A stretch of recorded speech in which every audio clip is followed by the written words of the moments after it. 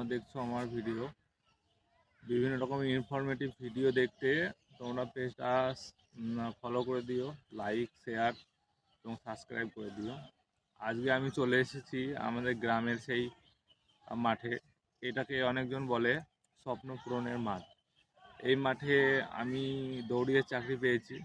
In fact আমাদের গ্রামে অনেকজনই চাকরি পেয়েছে, প্লাস 80+ চাকরি আছে। তো সামনে যাদের WBP মাঠ আছে তারা দৌড় প্র্যাকটিস করো, রান প্র্যাকটিস করো। যার নাম্বার হয়তো একটু কম আছে সেও রান প্র্যাকটিস করো, চিন্তা করবে না।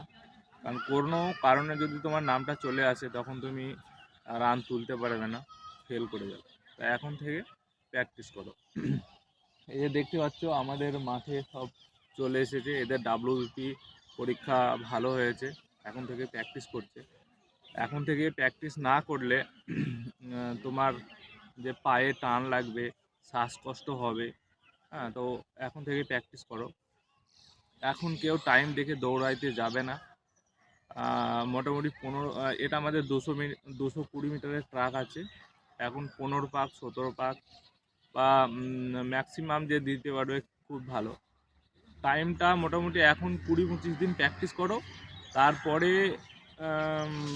1 মাস পর থেকে টাইম দেখবে। আস্তে আস্তে মানে যে রাউন্ডটা দেবে তুমি কমাবে, 10টা দেবে।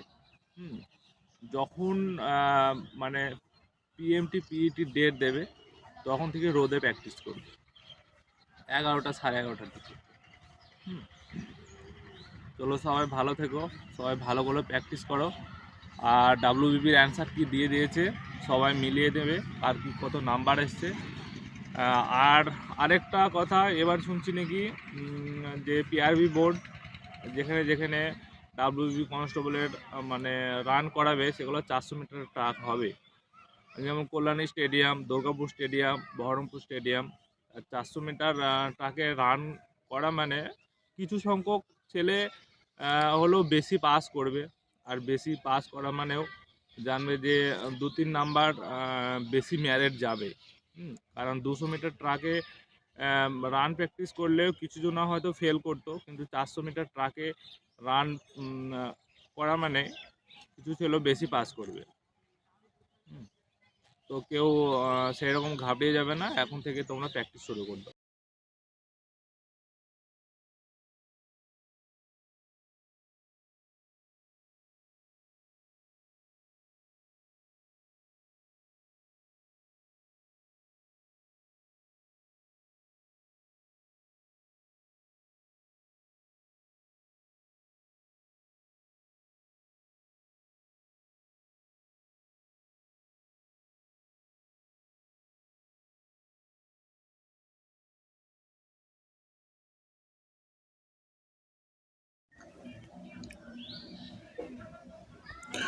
সবাই ভালো থেকো। জয় হিন্দ, জয় ভারত।